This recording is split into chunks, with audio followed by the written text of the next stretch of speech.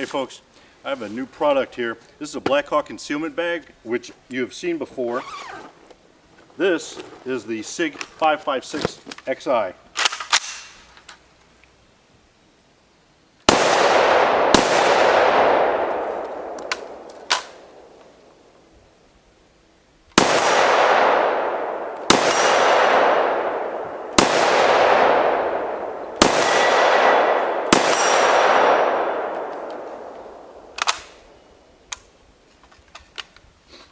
Collapsible stock makes it super fast to deploy. It's a sweet shooter, it's accurate, it's reliable.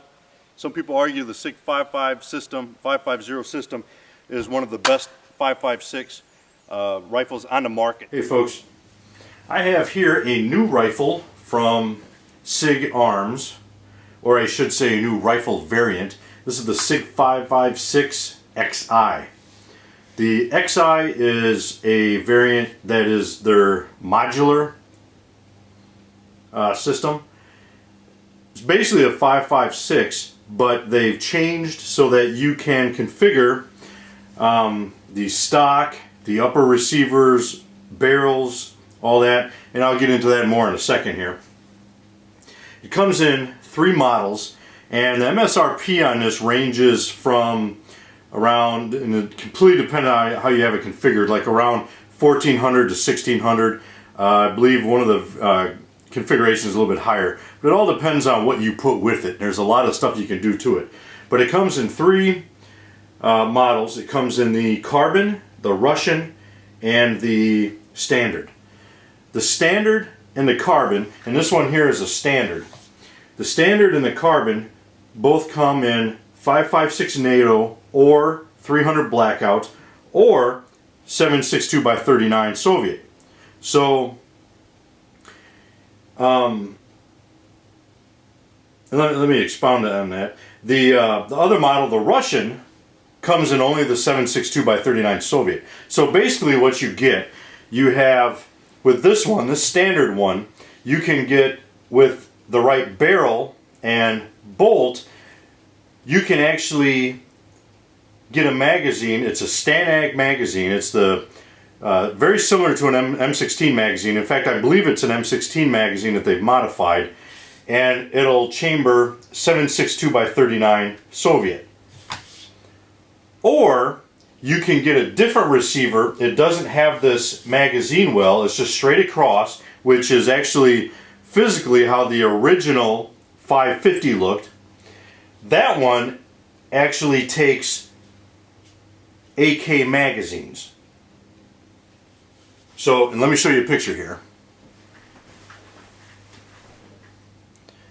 This is the standard, or excuse me, this is the carbon.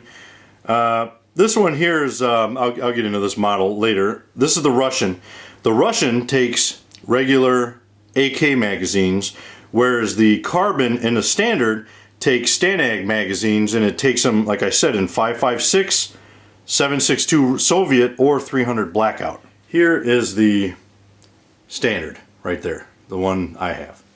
Now the SIG 556 is based off the SIG 550, which is a Swiss rifle. It was designed for the Swiss Army, and it's been in use by the Swiss Army since, I believe it was adopted in, is either 83 or 84. I've gotten conflicting information on that.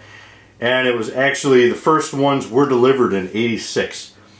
From what I have read, they have now discontinued production, so I don't know if that means that they're going to start looking for something else, or if they're going to just continue this without producing more. It's been in use since 86, so it's been around for a while. It's an outstanding rifle, the 550. It looks very similar to this, except it does not have the mag well. It goes straight across. And it actually uses a different magazine. It does not use a STANAG magazine, which is what the AR uses. It uses one specific to that system. It does shoot the 5.56. Actually, the Swiss use a modified 5.56. It can be fired, I believe, in a 5.56, and the rifle can fire a 5.56.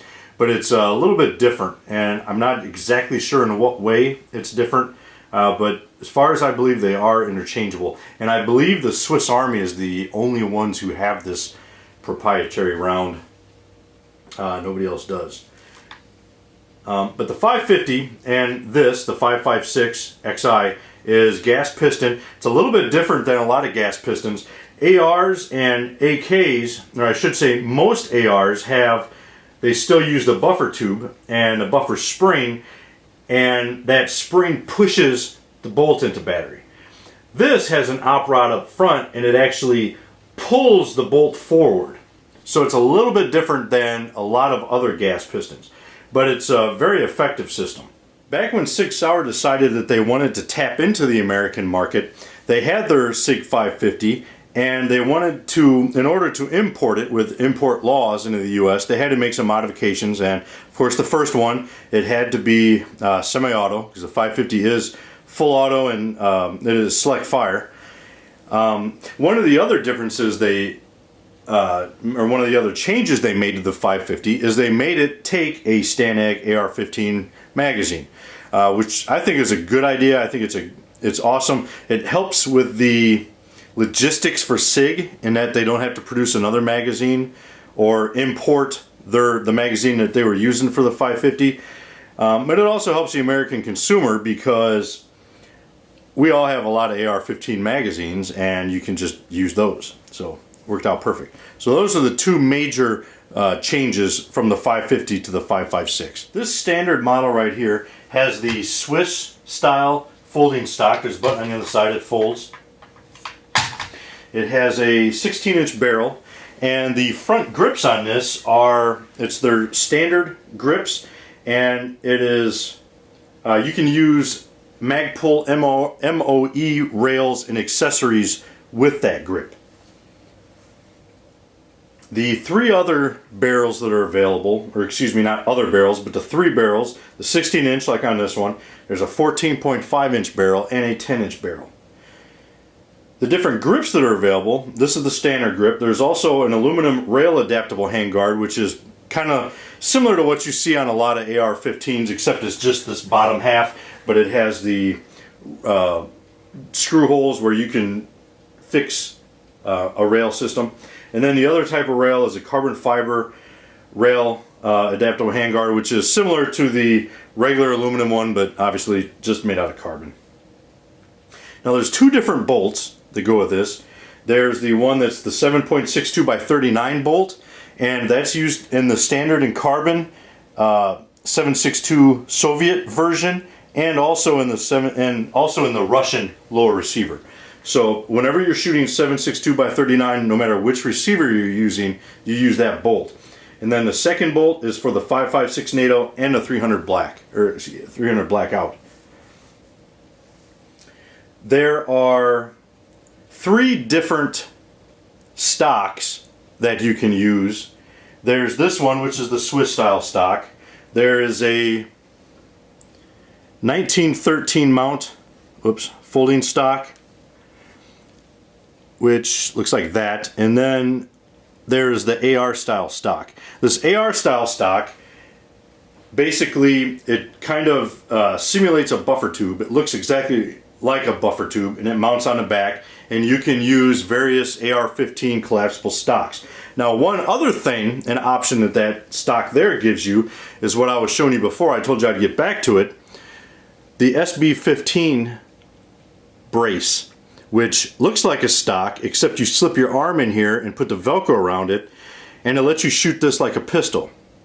This here is the 10-inch barrel. So essentially what that does, if you took this rifle with a standard AR-15 stock, this would be a SBR, a short-barreled rifle. It would be an NFA item. You would have to get the appropriate stamp for it, the $200 fee, and there's a long wait to get it. So it would be an SBR. It would be illegal for you to own this with a standard stock unless you had that stamp. However, this brace on here turns this into a pistol and makes it a non-NFA item and legal to own without paying a fee for the stamp. And I apologize, you see the glare on there is from my light, my LED light. Sorry about that. So that's one of the options that brace gives you, and I think it's pretty cool. This right here are the different magazines. This is a typical AR-15 STANAG. That was not supposed to happen. This is the Russian Stanag, or the 7.62 by 39 Soviet Stanag magazine, and this is an AK magazine. The AK magazine, once again, goes with the AK lower, which is,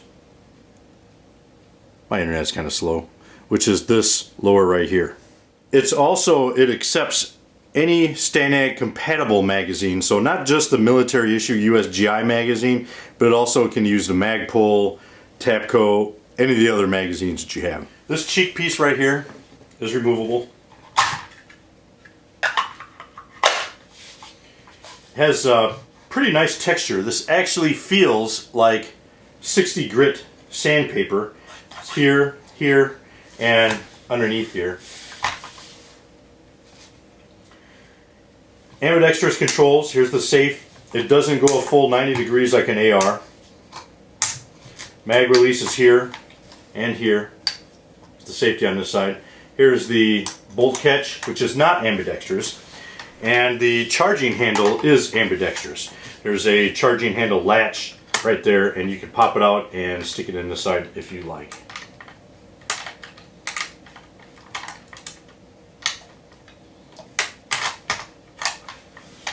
The sights are fold up or flip up, made out of steel. They are extremely durable and well put together.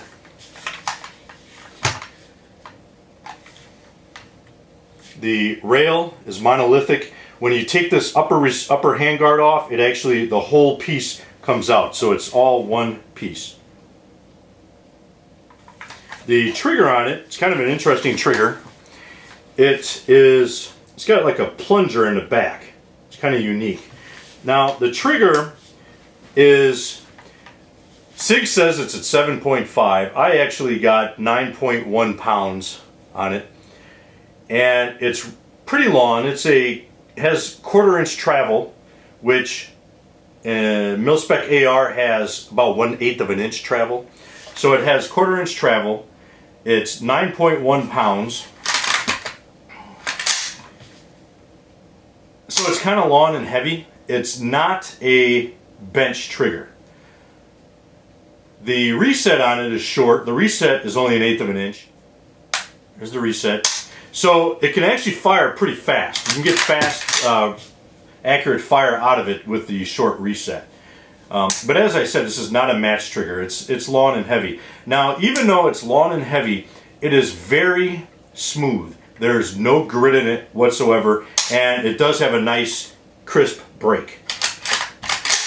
So it's a very good trigger, but it's a battle trigger. It's not a match trigger. This trigger is extremely durable. I would say, other than Kalashnikov, this is probably the most heavy-duty trigger I have ever seen.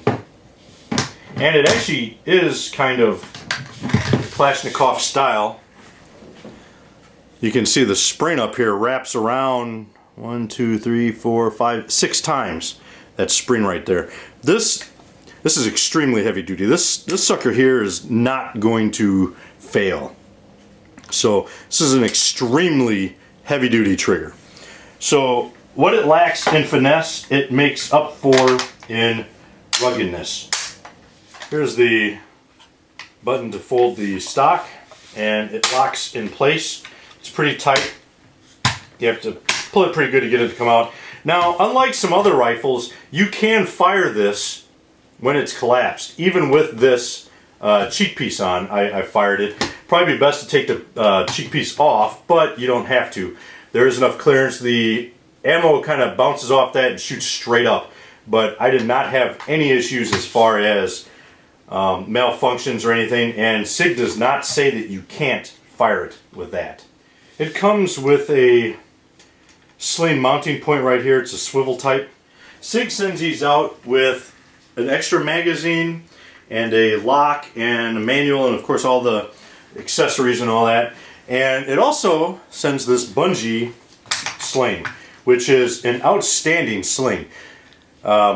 This sling right here is just as good as any sling on the market. They do sell this for 40 bucks, but I really like that they send this with the rifle. With this sling, these sights mounted on there and the magazine, they ship it to you pretty much ready to go. This is a very shootable rifle. I think it's very well made. I really like it. The Swiss are known for making high quality stuff. The Swiss Army they always have high-end gear, high-end rifles, and this one here is keeping on with that tradition. It's very well done, very well made, very durable. With the SIG price, it is a little expensive, but this is a rifle here that this can be a go-to rifle. It's like a Kalashnikov. You can probably do anything to it and it would be just fine. The 550 was designed for the extreme temperatures and mountains of Switzerland. So if it can put up with that stuff, it can put up with about anything. There's really only one thing about this rifle, actually not even about this rifle, there's one thing about this I don't like, and that's the box they sent it in. Now, call it petty, call it shallow, but if I'm paying SIG prices for a SIG rifle of SIG quality, I would expect it to come in a little bit nicer case. A soft case, a hard case, something I can take it to the range with, or toss it in my car. This case here with the chintzy cardboard and this styrofoam that broke, it didn't even make it from the store, that's kind of unsat. And I can't find anything wrong with the rifle. It's a awesome rifle. And I know it's a little nitpicky to ding them on the case, but come on folks. I mean, if we're paying, you know, $1,500 for a rifle, it should come in a nice case. I mean, SIG is known for quality, so let's have a quality case. I mean, it doesn't look good walking out of the store with a beat up box that says SIG on it. That's not really the kind of image that I don't think SIG is going for. So I think we can do a little bit better than this case.